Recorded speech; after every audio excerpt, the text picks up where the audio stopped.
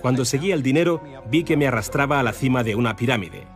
Aquí estamos en la base de la pirámide con nuestro día a día. Por encima de nosotros está el gobierno, personas a las que se les ha otorgado un monopolio de poder y lo usan para imponernos impuestos y controlarnos, estemos de acuerdo o no. Pero ¿quiénes los controlan a ellos? En el siguiente nivel nos encontramos a las compañías. Muchas personas opinan que hoy en día son ellas las que gobiernan el mundo, y no los estados nacionales, y lo denominan corporatocracia. Para conseguir los recursos mundiales y controlar los mercados, esta corporatocracia debe tener acceso a dinero barato. Las grandes corporaciones obtienen sus préstamos a un interés especial de los grandes bancos. Lo que significa que aquellos que controlan los grandes bancos, la élite adinerada, son los que en realidad controlan las corporaciones. Mientras seguía el dinero me di cuenta de que casi todas las ideas que tenía acerca del capital no son ciertas. Es curioso el hecho de que nos planteamos muy pocas preguntas sobre cosas cotidianas, como por ejemplo, cuando vamos a un banco y pedimos un préstamo de, digamos, $50.000 o 50.000 libras. ¿Qué pasa en realidad? Veamos. Muchas personas viven la vida basándose en unas ideas que se alejan mucho de la realidad. Lo que en realidad pasa es que si pides 50.000 libras, escriben que en tu cuenta hay 50.000 libras. Eso es todo lo que hacen. No acuñan monedas ni imprimen billetes. No recurren a ningún metal precioso. Simplemente escriben en una pantalla de ordenador que tu cuenta tiene 50.000 libras. Desde ese momento, empiezas a pagar intereses sobre una cantidad de dinero que nunca ha existido, que no existe y que no existirá. Resulta que los bancos prestan unas 9 veces más dinero que la cantidad que en realidad guardan en sus cámaras. Y esto es posible gracias al préstamo conocido como reserva fraccionaria. Funciona de la siguiente manera. A la Reserva Federal, o al Banco Central de cualquier país, se le permite determinar la cantidad de dinero que un banco debe tener en sus reservas. En los Estados Unidos, ahora mismo es más o menos un 10%. Así que si depositas $10.000 en el banco separa el 10%, es decir, $1.000, y luego opera en el mercado con el resto. Por ejemplo, ahora llega otra persona al banco y pide un préstamo de $9.000 para comprarse un coche. En ese momento, el banco presta $9.000 del depósito que tú habías creado. Los $9.000 desaparecen. Entonces, la persona que solicita el préstamo paga al vendedor del coche y éste ingresa la cantidad en otro banco que forma parte del mismo sistema bancario central. Estos $9.000 se consideran un nuevo depósito y así continúa el proceso sucesivamente. El dinero se vuelve a depositar y se vuelve a prestar hasta que el depósito inicial de $10.000 se convierte en $100.000. El sistema bancario acaba de crear $90.000 simplemente prestando el dinero. Aparentemente todo empezó con los orfebres del siglo XVII, cuando la gente acudía a ellos para comerciar con oro. El oro era muy pesado para llevarlo de un sitio a otro, así que la gente comenzó a guardarlo en cámaras y comerciaba con recibos. Aquellos recibos fueron los primeros billetes. Como solo unos pocos retiraban su oro en momentos determinados, los dueños de las cámaras, básicamente los nuevos banqueros, empezaron a crear recibos de oro que en realidad no tenían. Entonces prestaban esos recibos y les aplicaban unos intereses al dinero prestado, al oro, que en realidad no tenían. Así nació nuestro sistema de reserva fraccionaria. En este sistema, los banqueros consiguen hacer dinero de donde no hay nada, mientras que el resto de nosotros tenemos que trabajar para ganárnoslo. Esto ha provocado una forma moderna de servidumbre donde la masa de la sociedad trabaja para pagar su deuda con los bancos.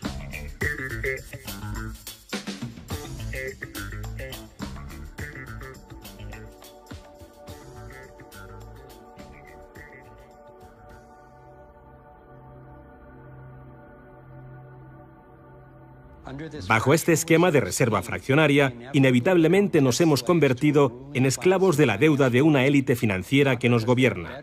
No porque sean mejores o más inteligentes que nosotros, sino porque han manipulado el sistema para beneficiarse de una gran parte de la gente de este planeta. Catherine Austin Fitts es experta en este tema. Fue ayudante del Departamento de Vivienda y Desarrollo Urbano de Estados Unidos bajo el mandato del presidente George Bush Sr. y luego asesora de la administración de Clinton. Imaginemos el juego del Monopoly. Ahora quieres comprar el Paseo del Prado. Lo que puedo hacer continuamente es imprimir dinero, darme más y más dinero, disminuir el valor de tu moneda al imprimir cada vez más. Da igual lo duro que estés trabajando o el éxito que tengas. Al final, siempre te puedo comprar y no me cuesta nada. Pero ¿cómo se explica que si vosotros o yo mismo fabricamos billetes, se nos acuse de falsificación? Pero si lo hacen los bancos, entonces sea un incremento de la masa monetaria. ¿Cómo han conseguido los bancos este poder? Esto es Jekyll Island, donde en 1910, representantes de los Rockefeller, los Rothschild, los Morgan y otros banqueros privados se reunieron en secreto para preparar la legislación que crearía la Reserva Federal. Ed Griffin se encargó literalmente de escribir un libro sobre lo que pasó en Jekyll Island. Los bancos centrales son como carteles bancarios, quienes se han asociado con los respectivos gobiernos de los países donde operan y se les ha otorgado un poder monopolístico sobre la creación del suministro monetario del país. Eso fue lo que los políticos les ofrecieron como regalo, se podría decir, a cambio de la asociación. Y a cambio, ¿qué ofrecen los banqueros a los políticos? Les prometen crear dinero de la nada, ahora que tienen esa potestad para hacerlo cada vez que el gobierno lo necesite. Y desde 2008 hemos presenciado la mayor impresión de dinero falso de la historia. La prestidigitación financiera disfraza los costes, esconde a quien debemos culpar y nos deja como esclavos de la deuda trabajando para pagar las facturas. Me ha chocado el hecho de que en el mismo año en que se creó la Reserva Federal, en 1913, se creara también el Servicio de Impuestos Internos, y desde entonces se estableció el impuesto sobre la renta. Así que todos nosotros tenemos que pagar la deuda de los políticos con intereses a los banqueros. El problema es que tenemos un sistema bancario privado y centralizado en los Estados Unidos, disfrazado de sistema público. Si buscas en la guía telefónica de aquí de Washington, en el área de DC, si buscas por la Reserva Federal, en las páginas azules gubernamentales, ahí no aparece nada, sino que aparecen las páginas blancas, justo al lado de Federal Express. Es un banco central y privado. ¿Cuál es la relación adecuada, cuál debería ser la relación adecuada entre el presidente de la Reserva Federal y el presidente de los Estados Unidos? Bueno, primero debemos dejar claro que la Reserva Federal es una agencia independiente. Y eso significa, básicamente, que no existe ninguna otra agencia del gobierno que pueda anular las acciones que emprendemos.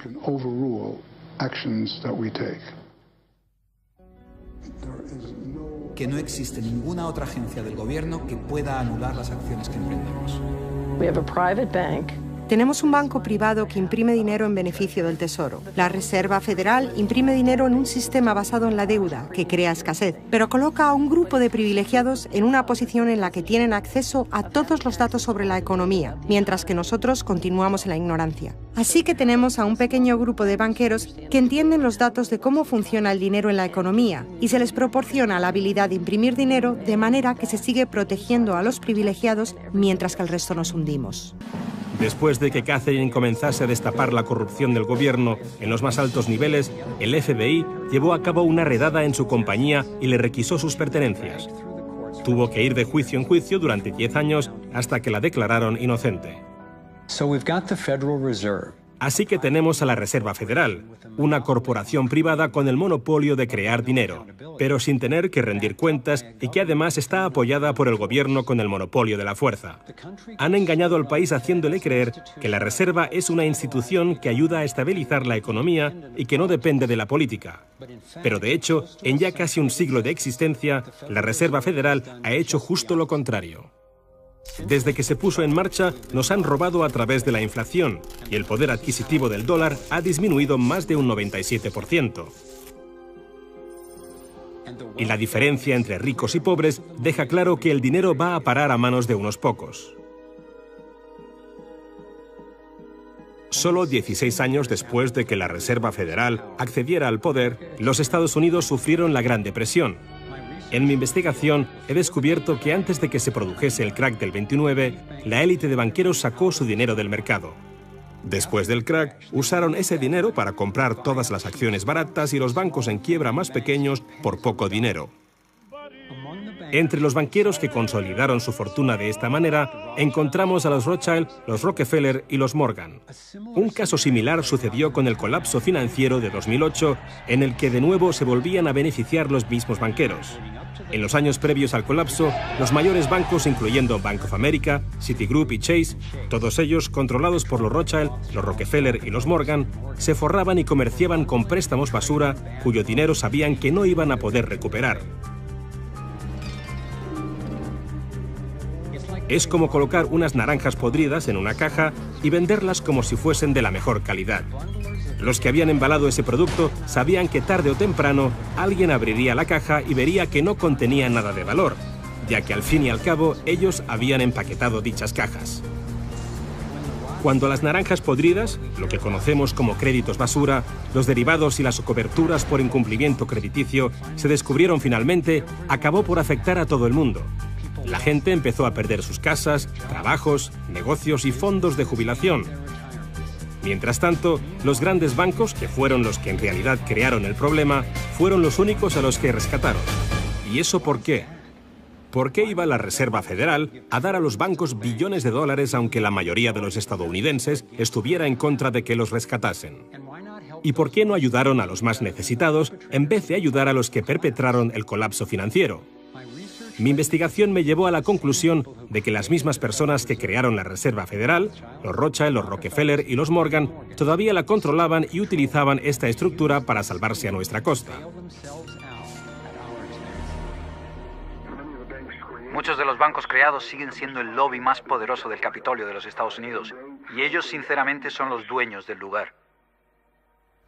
Estoy convencido de que el reciente colapso financiero de 2008 fue el resultado de un esquema de inflar y tirar orquestado, diseñado y ejecutado por los grandes banqueros para consolidar sus fortunas y su poder.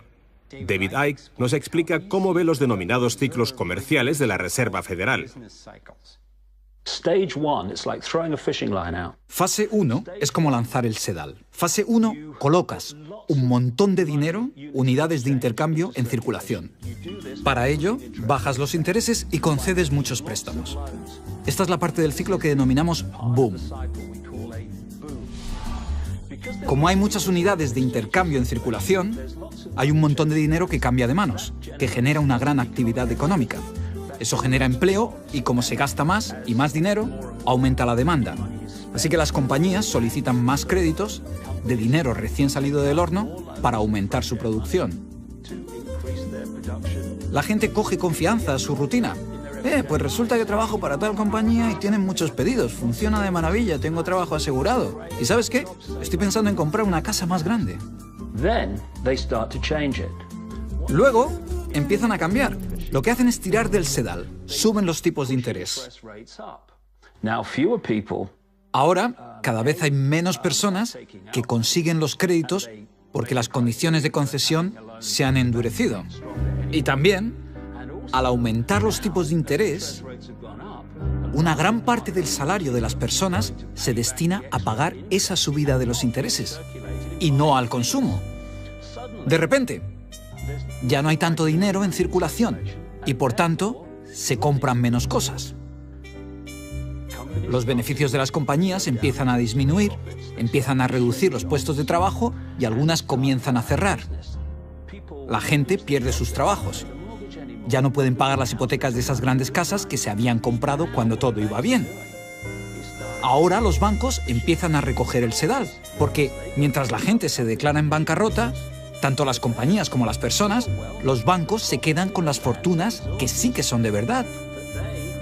Con las propiedades, las tierras, los recursos que habían puesto como aval para que simplemente les prestasen unas cifras que solo aparecían en la pantalla del ordenador.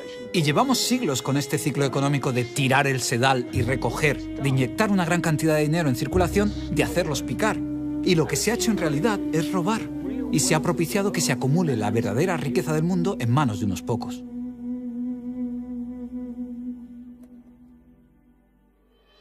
Cuando tengamos éxito, y lo tendremos, tendremos una oportunidad real de conseguir este nuevo orden mundial. Se trata de un nuevo orden mundial con retos completamente diferentes. Se puede crear un nuevo orden mundial. Es una gran oportunidad.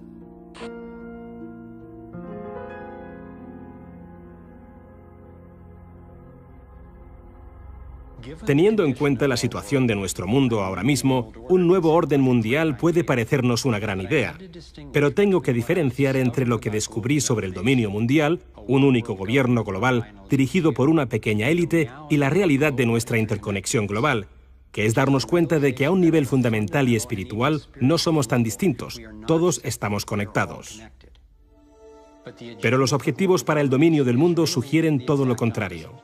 Siguen la estrategia de divida y vencerás, para mantenernos enfrentados, pensando que el problema son los demócratas o los republicanos, los liberales o los conservadores, cuando en realidad ambos partidos tienen los mismos objetivos. Creo que nos dirigimos a un mundo totalitario, en realidad a una dictadura militar dirigido por una pequeña élite que tiene todo el poder y dicta las leyes. Si tuviesen éxito, no habría lugar al que huir o dónde esconderse. Pensadlo detenidamente.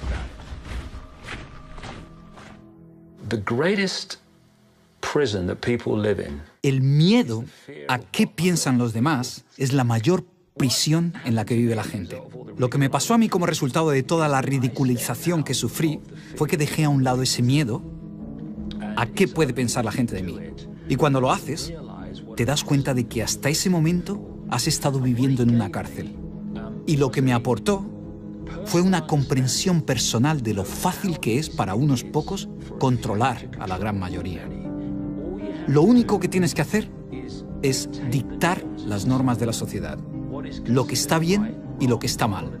Lo moral y lo inmoral. Lo bueno y lo malo. Lo sano y lo perjudicial. Lo posible y lo imposible. Y construyes lo que yo llamo una zona libre de problemas. Y si vives la vida dentro de esos parámetros de percepción, de creencias, y lo que dices y piensas encaja en eso, entonces la gente te dejará en paz, porque eres normal. Pero cuando te sales de ahí y empiezas a manifestar tus propias opiniones, lo que han creado los iluminados de Baviera es una población de guardias de la prisión que saltarán sobre aquellos que intenten salirse de la norma. Resulta interesante cuando alcanzas los límites de esa zona libre de problemas con tus opiniones y pensamientos. No estás pensando, si lo hago, ¿qué pensará el director del Banco Mundial? ¿Qué dirá? No, lo que pensamos es, ¿qué pensará mi madre? O los tíos del bar o mis compañeros de trabajo, ¿qué dirán?